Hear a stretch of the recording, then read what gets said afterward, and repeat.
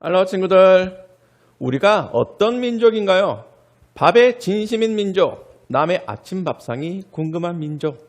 인사말이 밥무시오 이고 헤어짐의 아쉬움을 뒤려한 채 건네는 말이 언제 한번 밥 먹자. 여러분도 공감하죠?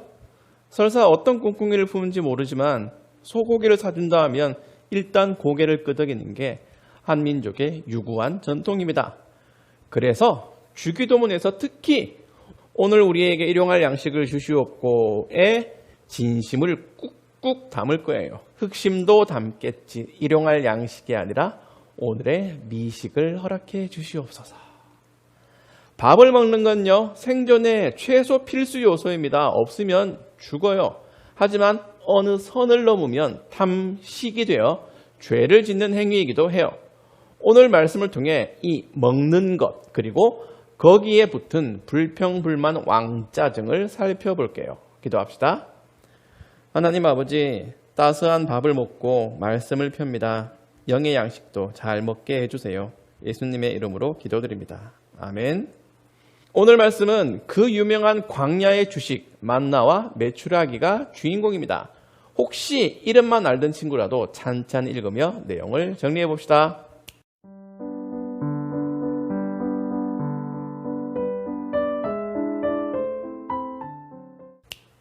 성경을 읽을 때 항상 때와 장소에 유념하라고 했어요. 이스라엘은 지금 어디 있나요? 신광야. 민수기에 나오는 친광야와는 달라요.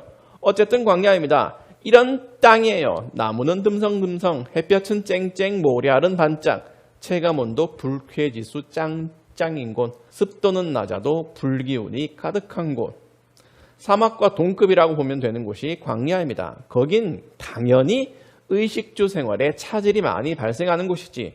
때는 언제인가요? 출애굽한 지 한 달째, 광야에서 한 달, 먹고 사는 걸 진지하게 고민해야 할 시기라고 볼 수 있어요. 여기까지는 충분히 이해할 만한 상황. 그래서 하나님은 만나와 메추라기를 주셨어. 공짜 음식, 적절한 보급품, 탄수화물과 단백질 공급이 원활해졌어요. 그러나 고민과 보급 사이에 이스라엘의 왕짜증이 들어있어요. 어제 본문에선 물 때문에 성질을 부리더니 오늘은 음식 때문에 불평해요. 누구한테? 모세와 아론, 그리고 하나님. 3절에 여호와께서 우리를 이집트 땅에서 죽이시는 것이 차라리 더 좋을 뻔했어.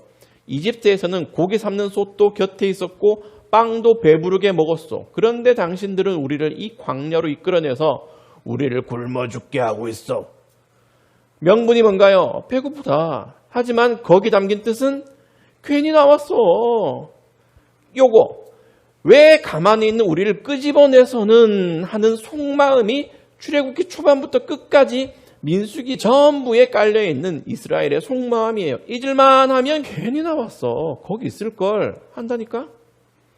바다의 노래를 모세 혼자 부른 게 아니야. 이스라엘 전부가 떼창을 했어요. 과거 현재 미래가 모두 위대하시고 전능하신 하나님의 다스리심 안에 있다는 고백을 담은 바다의 노래를 바다 앞에서 불렀는데 성경은 그 장소에서 바로 마라로 건너뜁니다. 찬양과 불평을 대조해요. 홍해는 하나님이 이스라엘을 이집트에서 완전히 끊어버리신 장소예요. 그것만 해도 고맙지. 비참한 인생이 자유롭게 되었는데, 그러나 이스라엘의 성량이 어떤지 보여주려고 성경은 홍해와 마라 사이의 사흘길 에피소드를 건너뛰고 바로 물 때문에 일어난 원망을 다루고 16장에서는 음식 때문에 중내산해하는 민낯을 까발리는 거예요. 이렇게 물과 음식 때문에 일어난 원망과 불평 한가운데 율법이 있다. 어제 본문에도 오늘 본문에도 하나님의 관심은 애들한테 뭘 먹여야 동네방네 잘 먹였다고 소문이 날까가 아니라 과연 내 말에 순종하는가 였습니다. 즉 이스라엘의 의식주는 하나님을 향한 순종의 중간고사였어. 이 시험을 잘 치르면 하나님이 아주 그냥 차고 넘치도록 배가 빵빵한 채로 노래 부르게 하실 참이었지. 그런데 이스라엘은 그 와중에도 죄를 지어요. 처음에는 불평으로, 두 번째는 불신으로.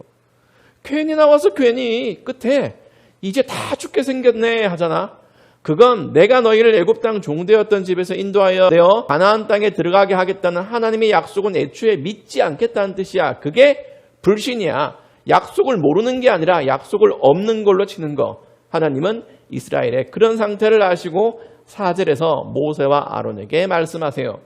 그때에 여호와께서 모세에게 이르시되 보라 내가 너희를 위하여 하늘에서 양식을 비같이 내리리니 백성이 나가서 일용할 것을 날마다 거둘 것이라 이같이 하여 그들이 내 율법을 준행하나 아니하나 내가 시험하리라.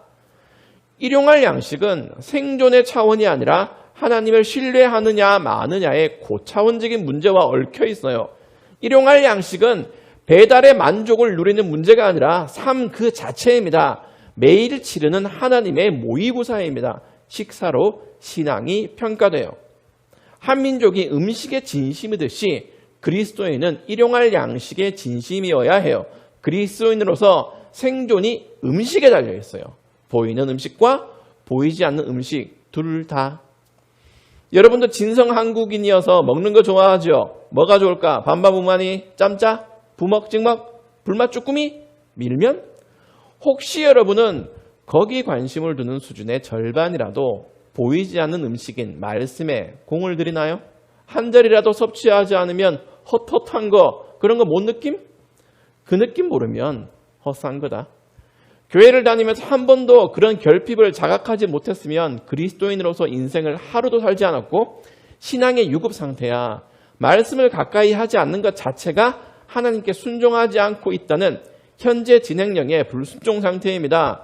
그러면 여러분은 하나님의 약속에 대해서 불신하고 있을 거예요. 삶이 사시사철 천지사방으로 좌충우돌할 때 확신도 덩달아 흔들릴 거예요. 고작 성경 하나 읽지 않는 걸로 그렇게 판단한다고? 아니에요. 말씀이 없이는 하나님을 바르게 알 수 없어요. 오늘 중요한 건 신비한 만나와 메추라기가 아닙니다. 그것들이 주어지는 순서예요. 그걸 찾아볼까? 만나와 메추라기 직전에 무슨 장면이 나오나요?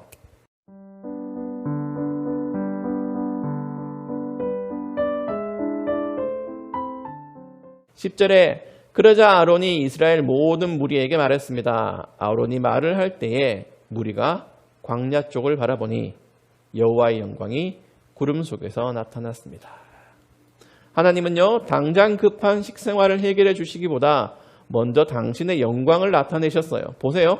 먹고 감사하며 하나님께 영광을 돌리는 게 아니라 그 영광을 먼저 본 후에 음식이 주어졌어요. 이스라엘은 개념부터 챙겨야 돼. 먹고 살기 힘들다고 투덜댈 때가 아닙니다. 하나님을 경외하는 법부터 배워야 돼요. 하나님을 경외하지 않으면 신뢰할 수 없거든.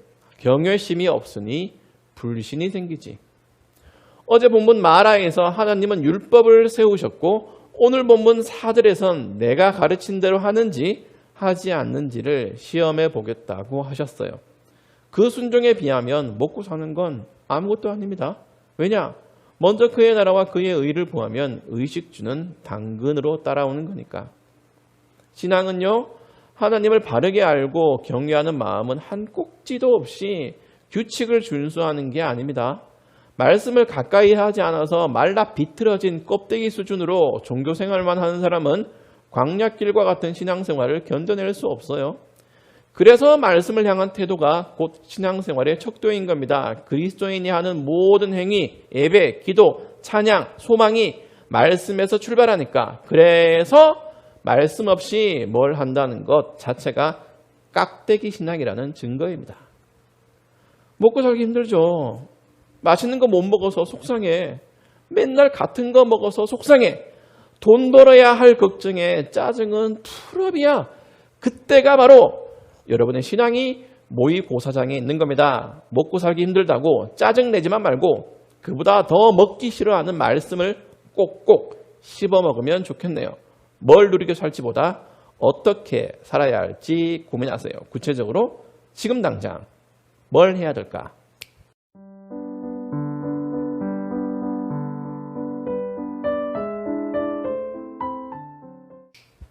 말씀 먹엉, 두 번 먹엉.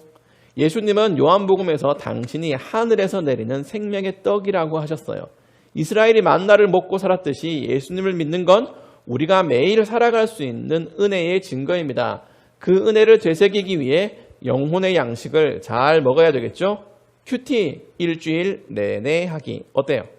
조금 까다롭긴 하겠지만 한번 도전해 보세요. 바로 거기서 하나님 경외와 의식주 보장, 아름다운 식사 생활이 유지될 겁니다. 기도할게요. 하나님, 맛있는 게 참 많은 세상에서 달고 오묘한 말씀의 참맛을 알게 해주세요. 영혼의 양식으로 저희가 살게 해주세요. 예수님의 이름으로 기도드립니다. 아멘. 여러분 잘 지내고요. 우리 다음 영상에서 다시 만납시다.